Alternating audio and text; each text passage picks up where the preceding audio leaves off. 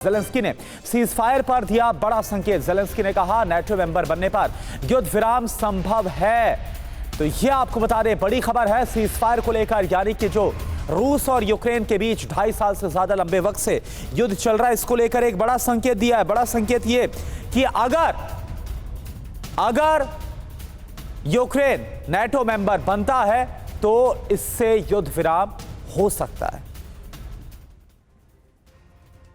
तो यूक्रेन युद्ध पर राष्ट्रपति ज़ेलेंस्की का नया रुख हैरान करने वाला है। ज़ेलेंस्की ने एक इंटरव्यू में साफ कहा है कि यूक्रेन अब नाटो का सुरक्षा कवच चाहता है। नाटो सदस्यता से यूक्रेन बनेगा सुरक्षित। रूस को क्षेत्र सौंपने के लिए ज़ेलेंस्की तैयार है। कब्जे वाले क्षेत्र रूस को दे सकता है यूक्रेन, ये खबर आ रही है। नाटो मेंबर बनने पर युद्ध विराम संभव है। साथ ही ज़ेलेंस्की का स्टैंड अब क्यों बदला, ये जानिए। दरअसल ट्रंप भी युद्ध विराम के पक्ष में है। पुतिन का एटमी प्लान तैयार है और अब युद्ध विराम का दबाव भी ज़ेलेंस्की के ऊपर देखने को मिल रहा है। और देखिए एक और बड़ी खबर, यूक्रेन युद्ध से जुड़ी एक और बड़ी खबर है। ग्रैड MLRS से रूस का बहुत बड़ा हमला। ज़ापोरिज़िया में यूक्रेनी ठिकाने धुआं हुए। आधी रात के वक्त ज़ापोरिज़िया में तबाही, ये देखिए तस्वीरें। यूक्रेन की सैन्य छावनी तहस नहस हो गई।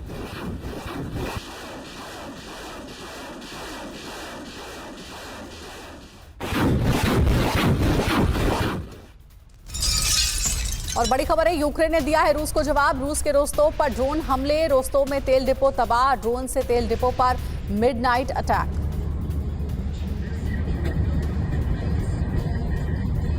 यूक्रेन में रूस की स्पेशल फोर्स का विध्वंस। यूक्रेनी पोजीशन पर रूसी इन्फेंट्री का हमला हुआ। यूक्रेनी ट्रेंच में घुसकर रूसी सैनिकों का हमला। रूसी हमले में कई यूक्रेनी सैनिकों के मारे जाने का दावा। यह देखिए तस्वीर आपके सामने।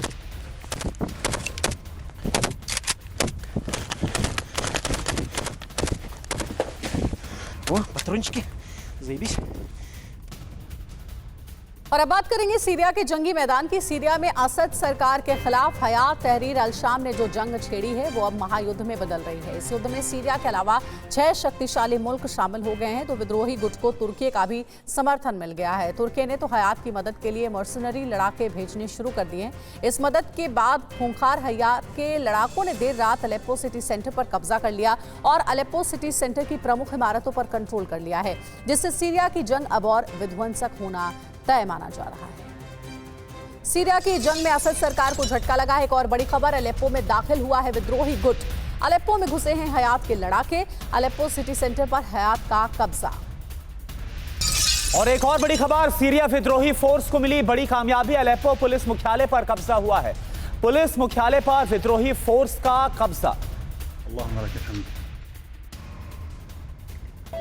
तो सीरिया की तस्वीर आपको दिखा रहे, विद्रोही फोर्स को बड़ी कामयाबी मिली है। और ये देखिए पुलिस मुख्यालय जहां पर विद्रोही पुलिस का विद्रोही जो गुट है उसका पुलिस मुख्यालय पर अलेप्पो में कब्जा हो गया। ये तस्वीर आपको दिखा रहे हैं जब कब्जा हुआ, उसके बाद अंदर का वीडियो आप देखिए। तो ये वीडियो आप देख सकते हैं। सीरिया से खबर आई, विद्रोही फोर्स को कामयाबी मिली है, पुलिस मुख्यालय पर कब्जा कर लिया है। वीडियो पुलिस मुख्यालय के अंदर का दिखाया जा रहा है। अलेप्पो पुलिस मुख्यालय पर कब्जा हुआ है। पुलिस मुख्यालय पर विद्रोही फोर्स ने किया है कब्जा।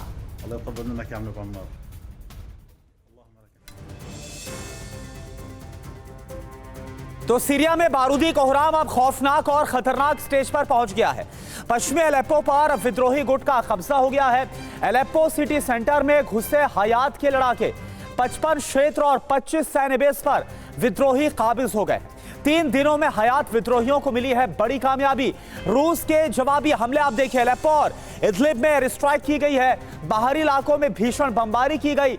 रूसी स्ट्राइक में 600 विद्रोही मारे गए हैं। एक और रूसी स्क्वाड्रन सीरिया में तैनात किया गया। अब आज क्या होगा? विद्रोहियों के खिलाफ एक्शन। रूसी एयरफोर्स हमला करेगी। असद की सेना का ऑपरेशन देखने को मिलेगा। और इधर अलेप्पो सिटी सेंटर से एक नया वीडियो भी सामने आया है। अलेप्पो की सड़कों पर हयात के लड़ाके नजर आए हैं। हथियार लहराते दिखे हैं विद्रोही लड़ाके। और अलेप्पो सिटी सेंटर की तस्वीरें आपको दिखाएंगे, जहां विद्रोही लड़ाके कैसे हथियार लहराते हुए दिखे हैं। हयात के ये लड़ाके बताए जा रहे हैं। देखिए इनके हाथ में हथियार है। हथियार लहराते हुए शहर में ये दाखिल हुए हैं। और वहीं अलेप्पो सिटी सेंटर में विद्रोहियों का कोहराम जारी है। अलेप्पो से असद की सेना भागी, विद्रोहियों का सिटी सेंटर पर कंट्रोल।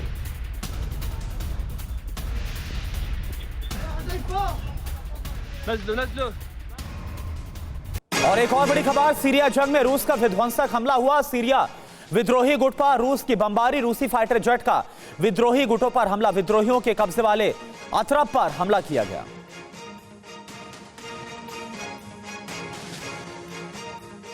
तो ये तस्वीर इस वक्त हम आपको दिखा रहे हैं, सीरिया विद्रोही गुट पर रूस की बमबारी जो हुई है वो तस्वीर आपके सामने। सीरिया जंग में रूस का ये विध्वंसक हमला, सीरिया विद्रोही गुट पर रूस की तरफ से भीषण बमबारी, रूसी फाइटर जेट का विद्रोही गुटों पर हमला हुआ, विद्रोहियों के कब्जे वाले अतरब पर ये बम बरसाए गए। और अगली बड़ी खबर है, सीरिया की जंग में अमेरिकी हथियारों का इस्तेमाल हुआ। एटीजीएम से सीरियाई सेना के ठिकानों पर हमला किया गया। विद्रोहियों ने एटीजीएम से दागे हैं रॉकेट।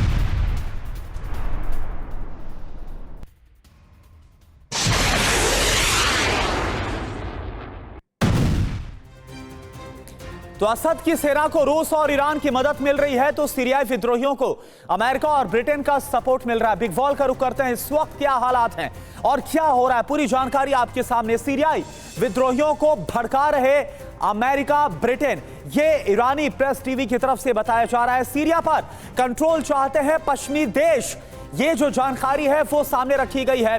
सीरिया संघर्ष पर रूसी विदेश मंत्रालय की प्रवक्ता जखारोवा का यह बहुत बड़ा दावा है जो कि सामने आ रहा है। विद्रोहियों के खिलाफ सीरियाई सेना का साथ देंगे। जखारोवा की तरफ से यह भी कहा गया, रूसी फाइटर्स ने इदलिब, अलेप्पो में हयात अल ताहिर के ठिकानों पर बमबारी की।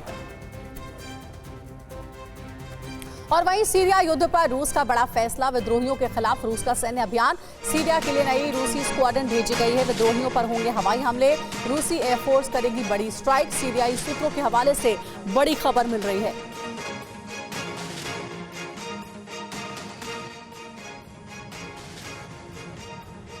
और एक और बड़ी खबर, विद्रोहियों के खिलाफ असद का नया प्लान, विद्रोहियों के खिलाफ बड़ा सैन्य अभियान। हयात से मुकाबला करने के लिए बड़ी सेना को रवाना किया गया। विद्रोहियों पर तेजी से जवाबी हमला होगा।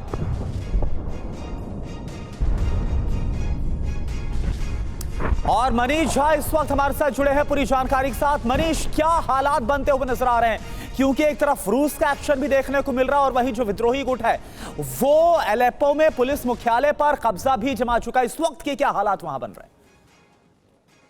देखिए, एक बात तो साफ है कि कोशिश है कि सीरिया के राष्ट्रपति असद को एक बार फिर से सत्ता से हटाने की आखिरी कोशिश के तौर पर आप इसे देख सकते हैं। और राष्ट्रपति जो बाइडेन जाते जाते ये सोच रहे हैं कि कम से कम वो सीरिया में सरकार बदल दे। लगातार कोशिश होती रही थी, लेकिन रूस की मदद से अब तक असद अपनी गद्दी पर बैठे हुए थे। लेकिन अब जबकि हिजबुल्लाह का खात्मा हो चुका है, अब जबकि लेबनान को पूरी तरह से तबाह किया जा चुका है, उसके बाद बारी सीरिया की है। और इसीलिए सीरिया में विद्रोहियों को अमेरिका, इजराइल, ब्रिटेन जैसे देश की मदद मिल रही है ताकि असद को हटाया जा सके। हालांकि अगर आप ग्राउंड पर देखें तो ग्राउंड पर चूंकि रूस की सेना भी वहां पर मौजूद है, ईरानियन फोर्सेस भी है ही, ऐसे में लग रहा है कि भले ही अलेप्पो पर विद्रोहियों का कब्जा हो गया हो, लेकिन देर सवेर असद की सेना रूस और ईरान की मदद से विद्रोहियों को और पश्चिमी देशों की सेनाओं को पीछे धकेलने में कामयाब हो सकती है। लेकिन सवाल वही है कि आखिर सीरिया में सत्ता पलट क्यों हो रहा है, और अगर सीरिया में सत्ता पलट कराने की कोशिश की जा रही है इस नाम पर कि विद्रोही हैं, विद्रोही हटाना चाहते हैं, तो इसका मतलब वही है कि पश्चिमी देशों का जो एजेंडा चल रहा है वो रुकने वाला नहीं है। जहां उन्हें लगता है कि सरकार उनके मन मुताबिक नहीं है, वहां सत्ता पलट करवा दो।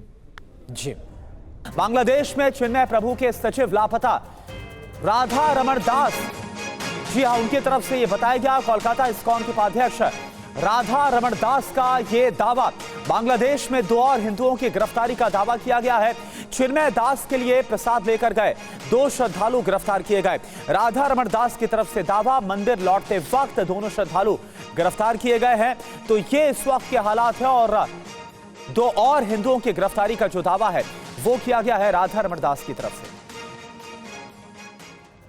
तो बांग्लादेश में हिंदुओं के खिलाफ बड़ा एक्शन कैसे हो रहा है, किस तरह से हिंदुओं के खिलाफ यहां पर हिंसा भड़काई जा रही है और लगातार शोषित किया जा रहा है। चिन्मय कृष्ण और इस्कॉन के 16 सदस्यों के बैंक खाते अभी तक जब्त कर लिए गए हैं। बांग्लादेश बैंक की इंटेलिजेंस यूनिट ने निर्देश जारी किया है बाकायदा 30 दिनों तक जब्त खातों से किसी भी तरह का कोई भी ट्रांजैक्शन यानी कि लेन देन नहीं होगा।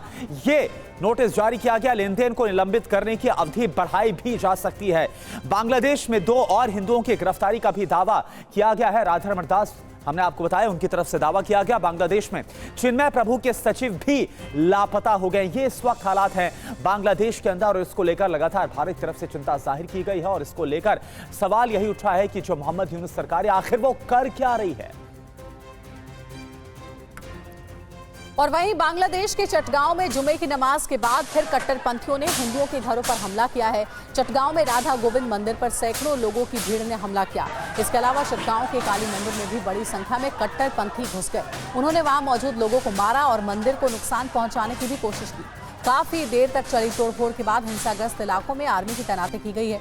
बांग्लादेश में चटगांव हिंदू बहुल इलाका है। इस इलाके के मंदिर कट्टरपंथियों के टारगेट्स पर हैं। आज भी सैकड़ों कट्टरपंथी जुमे की नमाज के बाद इस इलाके की तरफ बढ़े और पत्थरबाजी करने लगे। देखिए, कल का वीडियो आपको दिखा रहे हैं। लोगों के घरों में घुस गए और मंदिरों पर हमला किया।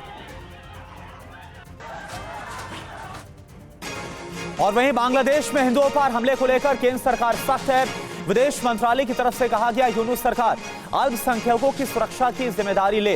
इस्कॉन के कानूनी अधिकारों का भी सम्मान होना चाहिए, ये केंद्र सरकार की तरफ से कहा गया। हिंदुओं की सुरक्षा करे बांग्लादेश की सरकार, ये मिनिस्ट्री ऑफ एक्सटर्नल अफेयर्स, उसकी तरफ से सख्त रुख दिखाया गया है। लोगों के कानूनी अधिकारों का पूरा सम्मान होना चाहिए।